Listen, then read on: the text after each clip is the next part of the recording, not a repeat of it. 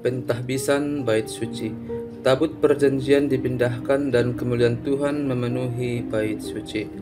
Pada waktu itu Raja Salomo menyuruh para tua-tua Israel dan semua kepala suku, yakni para pemimpin puak orang Israel, berkumpul di hadapannya di Yerusalem untuk mengangkut tabut perjanjian Tuhan dari kota Daud, yaitu Sion.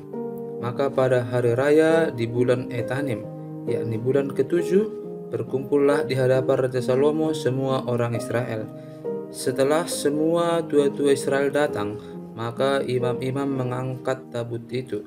Mereka mengangkut tabut Tuhan dan kemah pertemuan dan segala barang kudus yang ada dalam kemah itu. Semuanya itu diangkat oleh imam-imam dan orang-orang Lewi. Tetapi Raja Salomo dan segenap umat Israel yang sudah berkumpul di hadapannya berdiri bersama-sama dengan dia di depan tabut itu dan mempersembahkan kambing domba dan lembu sapi yang tidak terhitung dan tidak terbilang banyaknya.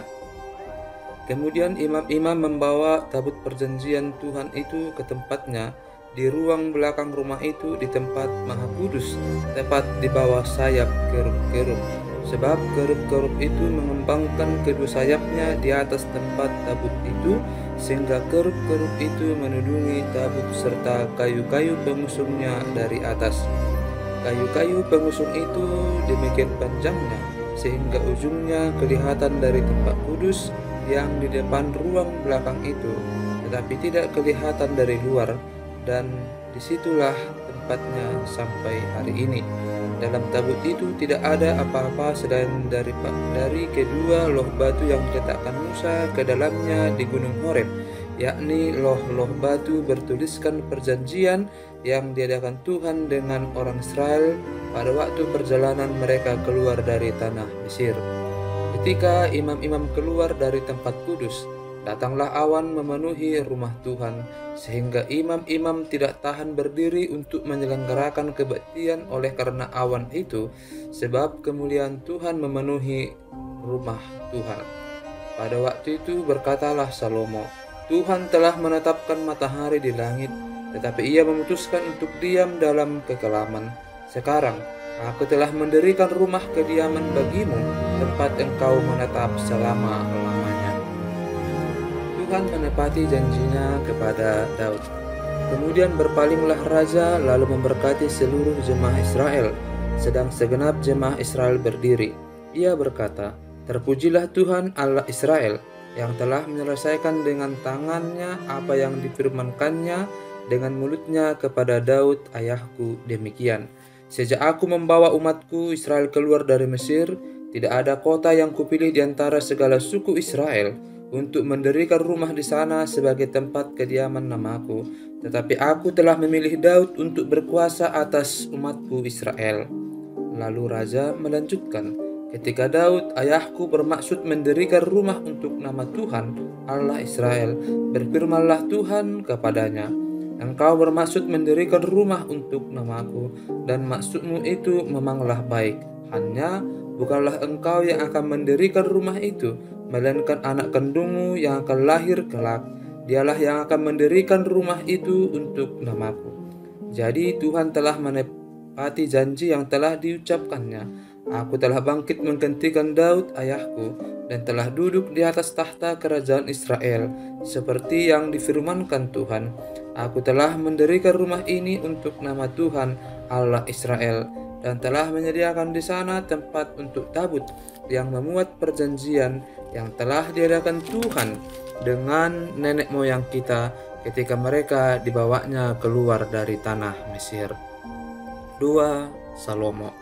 Kemudian berdirilah Salomo di depan mezbah Tuhan di hadapan segenap jemaah Israel, ditadahkannyalah tangannya ke langit, lalu berkata, "Ya Tuhan Allah Israel, tidak ada Allah seperti Engkau di langit di atas dan di bumi di bawah.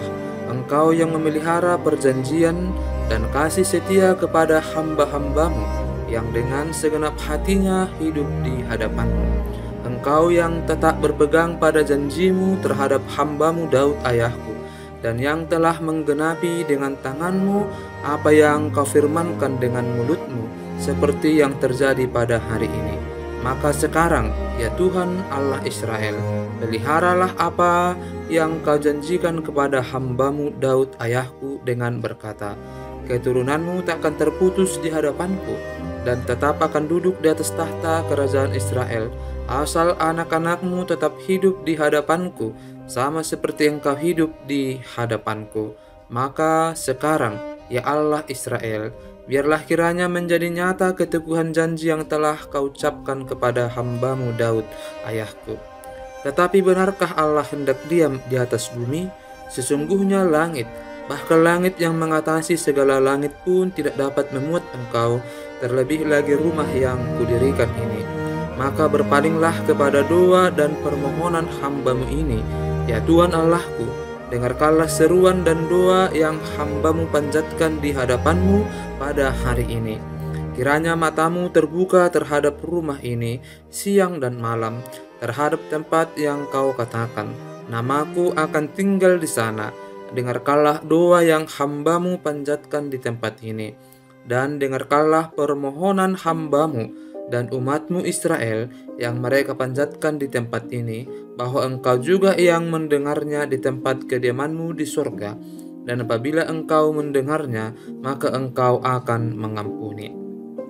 Jika seseorang telah berdosa kepada temannya, lalu diwajibkan mengangkat sumpah dengan mengutuk dirinya, dan dia datang bersumpah ke depan mezbahmu di dalam rumah ini, maka engkau pun kiranya mendengarkannya di sorga, dan bertindak serta mengadili hamba-hambamu, yakni menyatakan bersalah orang yang bersalah dengan menanggungkan perbuatannya kepada orang itu sendiri, tetapi menyatakan benar orang yang benar dengan memberi pembalasan kepadanya yang sesuai dengan kebenarannya. Apabila umatmu Israel terpukul kalah oleh musuhnya karena mereka berdosa kepadamu, kemudian mereka berbalik kepadamu dan mengakui namamu, dan mereka berdoa dan memohon kepadamu di rumah ini, maka engkau pun kiranya mendengarkannya di sorga dan mengampuni dosa umatmu Israel, dan mengembalikan mereka ke tanah yang telah kau berikan kepada nenek moyang mereka. Apabila langit tertutup sehingga tidak ada hujan, sebab mereka berdosa kepadamu, lalu mereka berdoa di tempat ini dan mengakui namamu, dan mereka berbalik dari dosanya, sebab engkau telah menindas mereka, maka engkau pun kiranya mendengarkannya di sorga dan mengampuni dosa hamba-hambamu, umatmu Israel, karena engkaulah yang menunjukkan kepada mereka jalan yang baik yang harus mereka ikuti. Dan engkau kiranya memberikan hujan kepada tanahmu yang telah kau berikan kepada umatmu menjadi milik pusaka. Apabila di negeri ini ada kelaparan, apabila ada penyakit sampar, hama dan penyakit gandum, belalang atau belalang pelahap, apabila musuh menyesakkan mereka di salah satu kota mereka, apabila ada tulah atau penyakit apapun, lalu seseorang atau segenap umatmu Israel ini memanjatkan doa dan permohonan di rumah ini dengan menadahkan tangannya, karena mereka masing-masing mengenal apa yang meresahkan hatinya sendiri, maka engkau pun kiranya mendengarkannya di sorga, tempat kediamanmu yang tetap, dan engkau kiranya mengampuni, bertindak dan membalaskan kepada setiap orang sesuai dengan segala kelakuannya, karena engkau mengenal hatinya, sebab engkau sajalah yang mengenal hati semua anak manusia, supaya mereka takut akan engkau selama mereka hidup di atas tanah yang telah kau berikan kepada nenek moyang kami. Juga apabila orang asing yang tidak termasuk umatmu Israel datang dari negeri jauh oleh karena namamu, sebab orang akan mendengar tentang namamu yang besar dan tentang tanganmu yang kuat dan lenganmu yang teracung, dan ia datang berdoa di rumah ini, maka engkau pun kiranya mendengarkannya di sorga, tempat kediamanmu yang tetap, dan engkau kiranya bertindak sesuai dengan segala yang diserukan kepadamu oleh orang asing itu, supaya segala bangsa di bumi mengenal namamu, sehingga mereka takut akan engkau sama seperti umatmu Israel, dan sehingga mereka tahu bahwa namamu telah diserukan atas rumah yang telah kudirikan ini. Apabila umatmu keluar untuk berperang melawan musuhnya, ke arah manapun engkau menyuruh mereka, dan apabila mereka berdoa kepada Tuhan dengan berkiblat ke kota yang telah kau pilih dan ke rumah yang telah kudirikan bagi namamu, Maka engkau kiranya mendengarkan di sorga doa dan permohonan mereka, dan engkau kiranya memberikan keadilan kepada mereka apabila mereka berdosa kepadamu, karena tidak ada manusia yang tidak berdosa, dan engkau murka kepada mereka dan menyerahkan mereka kepada musuh, sehingga mereka diangkut tertawan ke negeri musuh yang jauh atau yang dekat.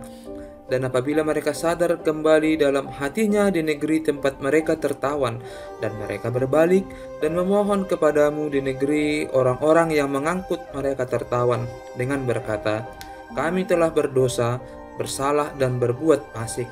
Apabila mereka berbalik kepadamu dengan segenap hatinya dan dengan segenap jiwanya di negeri musuh yang mengangkut mereka tertawan, dan apabila mereka berdoa kepadamu dengan berkiblat ke negeri mereka yang telah kau berikan kepada nenek moyang mereka, ke kota yang telah kau pilih dan ke rumah yang telah kudirikan bagi namamu, maka engkau kiranya mendengarkan di surga tempat kediamanmu yang tetap pada doa dan permohonan mereka, dan engkau kiranya memberikan keadilan kepada mereka. Engkau kiranya mengampuni umatmu yang telah berdosa kepadamu, mengampuni segala pelanggaran yang dilakukan mereka kepadamu, dan kiranya engkau membuat mereka menjadi kesayangan orang-orang yang mengangkut mereka tertawan, sehingga orang-orang itu menyayangi mereka, sebab mereka itu umatmu dan milik kepunyaanmu yang telah kau bawa keluar dari Mesir, dari tengah-tengah dapur peleburan besi. Hendaklah matamu terbuka terhadap permohonan hambamu dan terhadap permohonan umatmu Israel, dan hendaklah engkau mendengarkan mereka seberapa kali mereka berseru kepadamu, sebab engkaulah yang memisahkan mereka bagimu menjadi milik kepunyaanmu dari antara segala bangsa di bumi, seperti yang telah kau firmankan dengan perantaraan Musa hambamu pada waktu engkau membawa nenek moyang kami keluar dari Mesir, ya Tuhan Allah. Berkat dan pujian.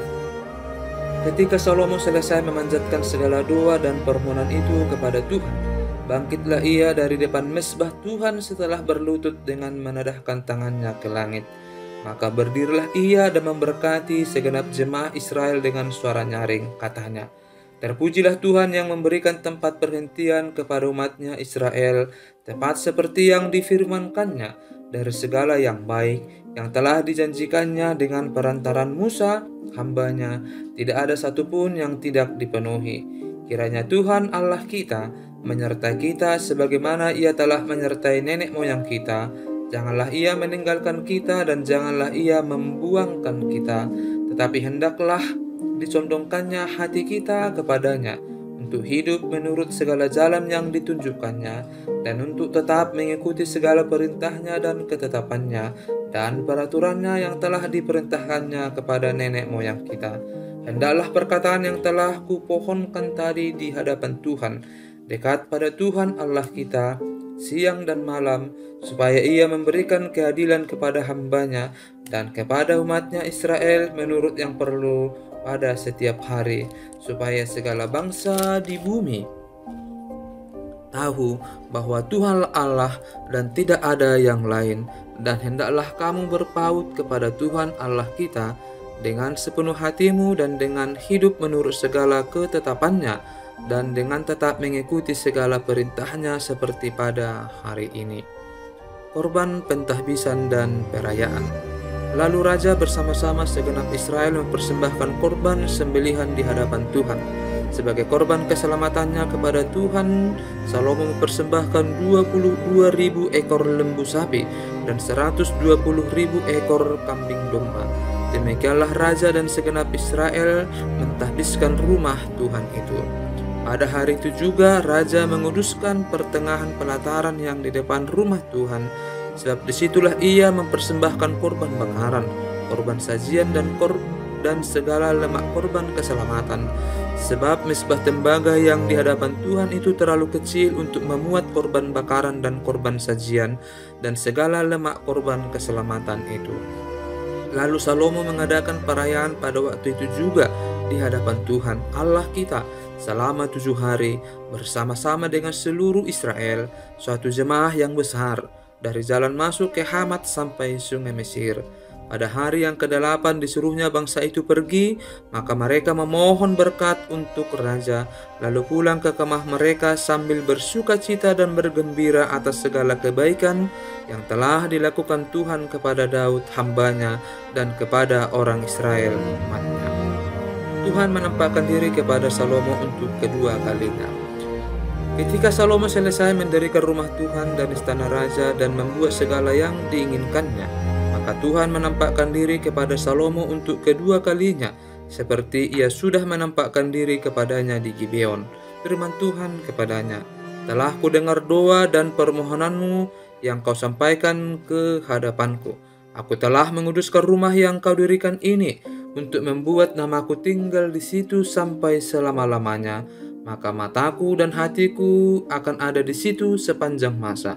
Mengenai engkau, jika engkau hidup di hadapanku sama seperti Daud ayahmu, dengan tulus hati dan dengan benar, dan berbuat sesuai dengan segala yang kuperintahkan kepadamu, dan jika engkau tetap mengikuti segala ketetapan dan peraturanku, maka aku akan meneguhkan tahta kerajaanmu atas Israel untuk selama-lamanya, seperti yang telah kujanjikan kepada Daud ayahmu, dengan berkata, keturunanmu tak akan terputus dari tahta kerajaan Israel. Tetapi jika kamu ini dan anak-anakmu berbalik daripadaku, dan tidak berpegang pada segala perintah dan ketetapanku yang telah kuberikan kepadamu, dan pergi beribadah kepada Allah lain, dan sujud menyembah kepadanya, maka aku akan melenyapkan orang Israel dari atas tanah yang telah kuberikan kepada mereka, dan rumah yang telah kukuduskan bagi namaku itu akan kubuang dari hadapanku.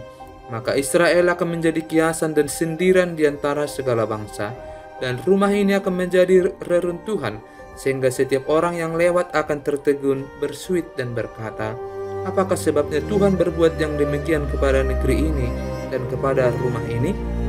Maka orang akan berkata, sebab mereka meninggalkan Tuhan Allah mereka yang membawa nenek moyang mereka keluar dari tanah Mesir, dan sebab mereka berpegang pada Allah lain dan sujud menyembah kepadanya dan beribadah kepadanya. Itulah sebabnya Tuhan mendatangkan segala malapetaka ini ke atas mereka. Beberapa usaha Raja Salomo. Setelah lewat 20 tahun, selesailah Salomo mendirikan kedua rumah itu, yakni rumah Tuhan dan istana raja. Oleh karena Hiram, Raja Tirus telah membantu Salomo dengan kayu aras, kayu sanobar dan emas, sebanyak yang dikehendakinya, maka pada waktu itu Raja Salomo memberikan kepada Hiram 20 kota di negeri Galilea. Tetapi ketika Hiram datang dari Tirus untuk melihat-lihat kota-kota yang diberikan Salomo kepadanya itu, maka semuanya kurang menyenangkan hatinya. Sebab itu ia berkata, macam apakah kota-kota yang telah kau berikan kepadaku ini, hai saudaraku? Maka orang menyebutkannya tanah Kabul sampai hari ini. Adapun Hiram telah mengirim kepada raja 120 talenta emas. Beginilah hal orang-orang Rodi yang telah dikerahkan oleh Raja Salomo. Mereka dikerahkan untuk mendirikan rumah Tuhan dan istana raja dan Milo dan tembok Yerusalem, dan juga untuk memperkuat Hazor, Megido dan Gezer. Sebab Firaun, Raja Mesir, telah maju berperang dan merebut Gezer, lalu membakarnya dan membunuh orang-orang Kanaan yang diam di kota itu. Kemudian diberikannya kota itu sebagai hadiah kawin kepada anaknya, istri Salomo. Maka Salomo memperkuat Gezer. Lagi pula ada orang Rodi yang dikerahkan di Bet Horon Hilir, di Baalat, di Tamar, di padang gurun yang ada di negeri Yehuda, dan di segala kota perbekalan kepunyaan Salomo, di kota-kota tempat kereta, di kota-kota tempat orang berkuda, dan di mana saja Salomo menginginkan mendirikan sesuatu di Yerusalem atau di gunung Libanon atau di segenap negeri kekuasaannya. Semua orang yang masih tinggal dari orang Amori, orang Het, orang Peris, orang Hewi, dan orang Yebus yang tidak termasuk orang Israel, yakni mereka yang masih tinggal di negeri itu dari keturunan bangsa-bangsa itu dan yang tidak dapat ditumpas oleh orang Israel, merekalah yang dikerahkan Salomo untuk menjadi budak Rodi. Demikianlah mereka sampai hari ini. Tetapi orang Israel tidak ada yang dijadikan budak oleh Salomo, melainkan mereka menjadi prajurit pegawai, pembesar, perwira, atau panglima atas pasukan kereta dan pasukan berkuda. Inilah pemimpin-pemimpin umum yang mengepalai pekerjaan Salomo. 550 orang memerintah rakyat yang melakukan pekerjaan itu. Segera sesudah anak Firaun pindah dari kota Daud ke rumah yang telah didirikan Salomo baginya, Salomo pun mendirikan Milo. 3 kali setahun Salomo mempersembahkan korban-korban bakaran dan korban-korban keselamatan di atas mezbah yang didirikannya bagi Tuhan, dan ia membakar korban api-apiannya di hadapan Tuhan. Demikianlah ia menyelesaikan rumah itu. Raja Salomo membuat juga kapal-kapal di Ezion Geber yang ada di dekat Elot di tepi laut Teberau di tanah Edom. Dengan kapal-kapal itu Hiram mengirim anak buahnya, yaitu anak-anak kapal yang tahu tentang laut, menyertai anak buah Salomo.